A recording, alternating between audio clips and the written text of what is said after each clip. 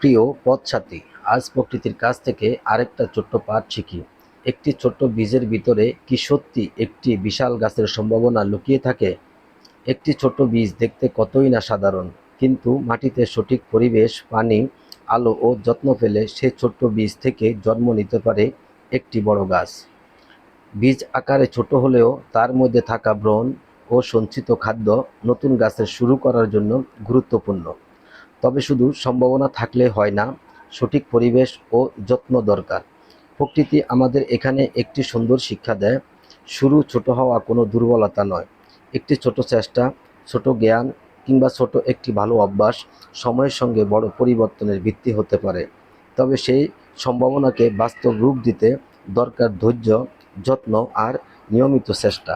তাই আজ ছোট বলে নিজের শুরুটাকে অবহেলা করবেন না। হয়তো আপনার ছোট শুরুটাই একদিন বড় ফলের কারণ হতে পারে। প্রিয় পথসাথী, ভালো থাকবেন, নিজের খেয়াল রাখবেন। আবার দেখা হবে প্রকৃতির পাটে।